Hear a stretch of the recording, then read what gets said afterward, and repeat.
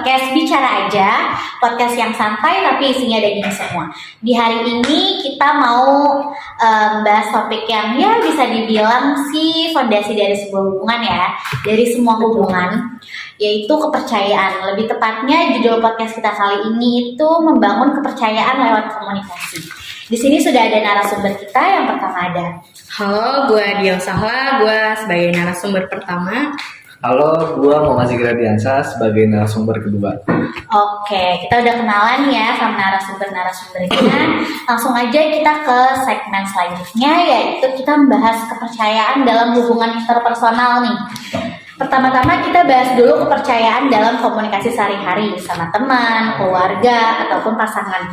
Menurut kalian nih, apa sih kunci utama biar orang tuh bisa percaya gitu sama kita? Ya. Mau dari gue? Berdua nggak apa-apa. Dari gue ya. Kalau gue itu jujur sama konsisten. Kalau jujurnya juga gak harus yang frontal gitu, jujur, tapi intinya gak manipulatif. Terus kalau untuk konsistennya sih ya gak pelin-pelan aja.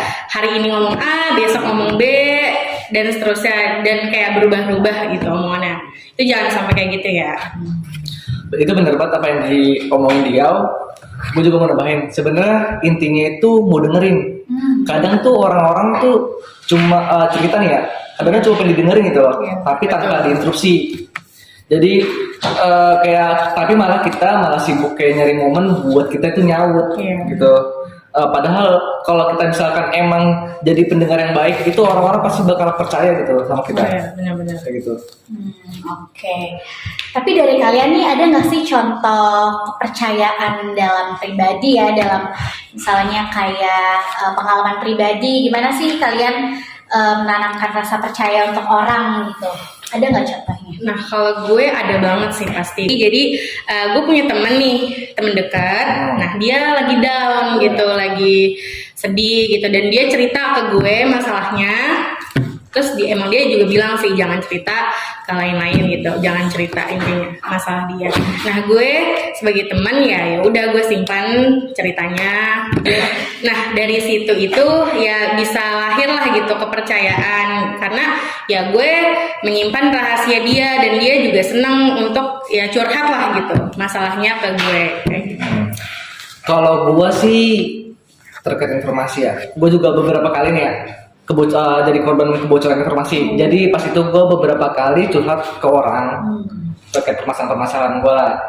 Cuma tiba-tiba besokannya kok banyak banget yang tahu gitu loh cerita-cerita gue. Kayak gila lah.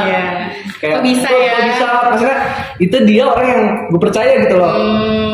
Yang gue percaya, tapi nyatanya tiba-tiba kok malah cerita-cerita ke orang lain gitu.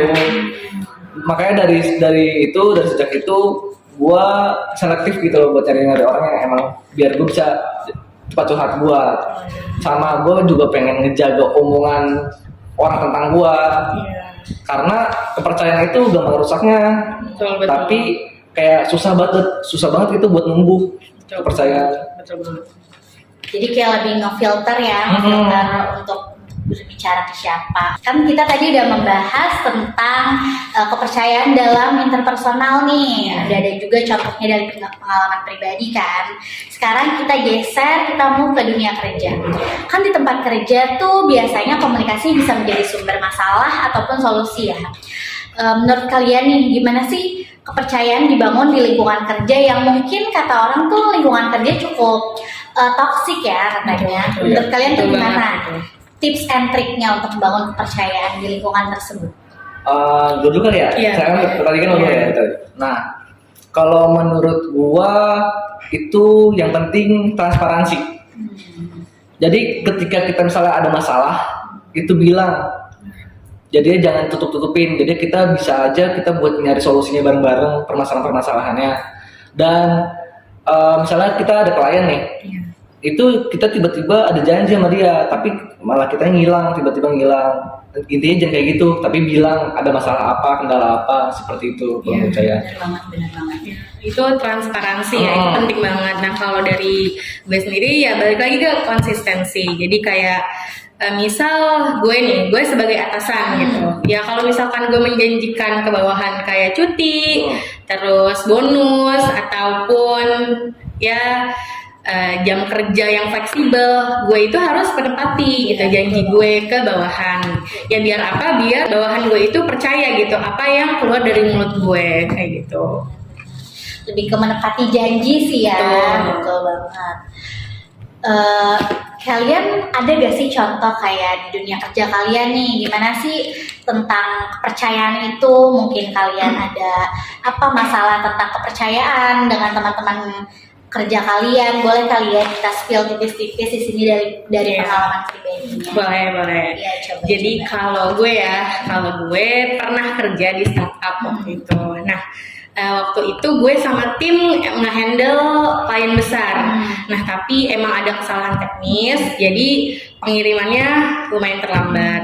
Tapi di situ manajer gue itu langsung ngambil solusi cepat, kayak dia langsung telepon kliennya dan gak ngasih alasan, dia kayak jujur gitu, kita terlambat, ada kesalahan, dan dari situ justru ya malah customer kita atau klien kita itu lebih royal ke kita dan menghargai, dia lebih senang justru kayak gitu. Nah, dan yang menariknya itu tuh, jadi kepercayaan itu kadang-kadang tumbuhnya itu dari pas kita alami kesalahan. Iya, betul. Jadinya bukan karena kita nggak pernah salah gitu loh, tapi yang intinya itu kita itu yang penting jujur, humble, tanggung jawab, itu yang penting banget. Betul banget. Nah, kan kita udah ngomong nih panjang lebar tentang kepercayaan dalam interpersonal, dalam dunia kerja, terus ada juga contoh tadi dari pengalaman pribadinya. Sekarang nih, bagian pentingnya, kita kan udah bangun kepercayaan. Terus gimana sih caranya biar kepercayaan itu tetap awet gitu, jangka panjang gitu loh? Kalau dari gue ya, menurut gue itu hindari omong kosong. Betul. Jadi kalau misalkan emang lu nggak bisa nempatin, jangan janji manis. Janji manis kayak bisa nih gue bisa, jangan kayak gitu. Kalau mau kayak nanti gue usahain ya, kayak gitu. Jadi jangan tiba-tiba kayak lu udah janji tapi nyatanya nggak jelas, itu nggak ada pastian sama sekali. Terus juga intinya ya itu, usahain jangan sering banyak janji manis. Betul. Sama kalau dari gue sih jangan cuek ya, karena misal kita udah merasa deket sama teman, sahabat atau kolega, terus jadi kita santai gitu. Nah itu jangan, karena dari situ tuh sebenarnya kita udah bisa membangun kepercayaan kita lebih kuat lagi, semakin kuat lagi. Terus juga kalau emang kita salah gitu, jangan cari alasan, kita say aja sorry gue salah gitu. Nah padahal dari situ juga orang tuh bakal lebih respect sebenarnya dengan kita minta maaf dan mengakui kalau kita itu salah. Iya benar banget. Oke nih, kita sekarang udah ngomong panjang lebar dari semuanya. Kita wrap up nih. Jadi hari ini kita ngobrolin soal gimana cara membangun dan menjaga kepercayaan lewat komunikasi. Mungkin narasumbernya bisa deskripsiin secara singkatnya dari obrolan yang kita ngomongin tadi mungkin. Paling lebih ke arah poin-poinnya ya. Dari semua terkait tadi tema-tema kita, itu intinya yang ditangkap tuh kayak jujur, jujur, konsisten, terus juga bertanggung jawab, amanah. Seperti itu sebenarnya yang benar-benar emang bisa ngebangun buat kepercayaannya, kayak gitu. Terus juga ya kepercayaan itu kan bukan hal yang instan ya kan. Memang harus dibangun dari waktu ke waktu agar semakin kuat. Terus juga kita juga harus rawan karena emang kepercayaan itu gampang banget rusak. Jadi kita harus ya menumbuhkan gitu kepercayaan itu dan menjaganya kayak gitu. Oke, satu lagi deh sebelum kita closingan ya, boleh nggak sih gue nanya, kalau misalkan ya orang tuh udah nggak percaya sama kita, udah nggak respect sama kita, kira-kira gimana caranya biar orang itu tuh bisa percaya lagi? Tapi dengan tanda kutip, ini tuh orang terdekat kita, nggak mungkin kan kita jauhin atau kita cut off lah, betul sekali. Kira-kira gimana itu caranya? Ada nggak sih? Kalau gua gimana ya? Pertama yang udah nge-respect ya sama kita ya.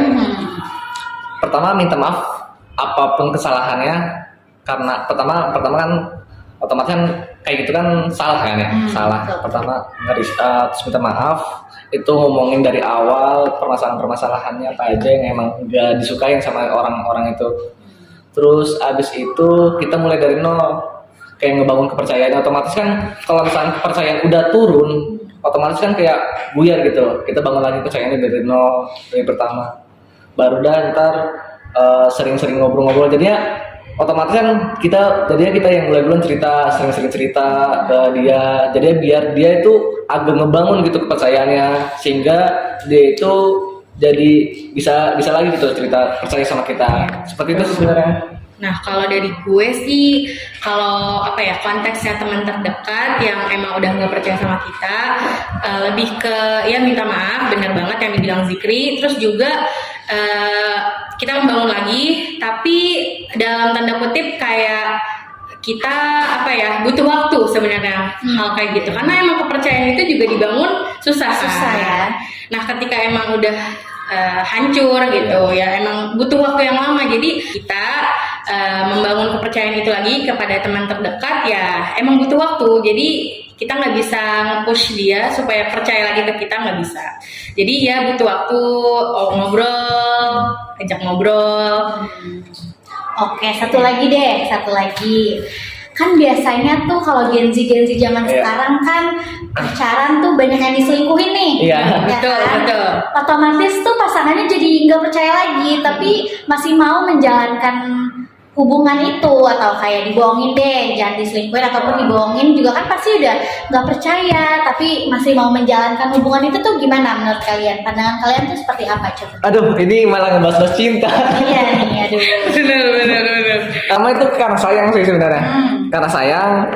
Jadi segoblok apapun itu, udah diselingkuhin, dibohongin segala macem, itu tetap aja, karena emang dasarnya lu ada rasa timbul sayang gitu ke dia, cinta ya, lah. jadi bisa menerima kembali apapun itu ya. Tapi intinya gue balik lagi ya, kayak sebelumnya itu minta maaf. Benar banget. Itu minta maaf itu, karena minta maaf nggak ngulangin lagi kesalahannya, itulah yang tumbuh. Intinya yang tadi gue bilang sebelumnya itu minta maaf, Betul. terus nggak bakal ngulangin lagi kesalahannya. Ya benar, minta maaf itu penting banget. Tapi kalau untuk membangun ya kepercayaan setelah dibohongi pacar berkali-kali bahkan atau diselingkuhin, emang nyes banget, sulit. Ada hati sini yang kalaupun mau diperbaikin lumayan susah. Ini susah banget soalnya. Ya. Tapi pasti tetap diterima untuk kembali ya. Ya, intinya kalau dari gue nggak bisa memaafkan sih kalau udah dibohongin berkali-kali. Iya. Betul. Oke, sekarang kita masuk ke segmen terakhir, ke segmen penutup. Thank you untuk narasumber kita yang sudah bersedia bercerita-cerita hari ini, pengalaman pribadinya. Terima kasih banyak. Thank you juga buat semuanya yang udah dengerin podcast ini sampai habis. Semoga obrolan kita hari ini bisa membuat kalian makin paham soal pentingnya komunikasi di dalam setiap hubungan untuk bisa dipercaya. Kalau kalian punya cerita yang sama tentang kepercayaan, tentang komunikasi, kalian boleh ceritain, komen di bawah ini, atau kalian bisa DM akun Instagram kami di podcast aja. Oke, terima kasih untuk narasumber. Jangan lupa untuk subscribe, like, dan share video ini. Terima kasih banyak. Sampai ketemu di episode selanjutnya di podcast Bicara. Dadah.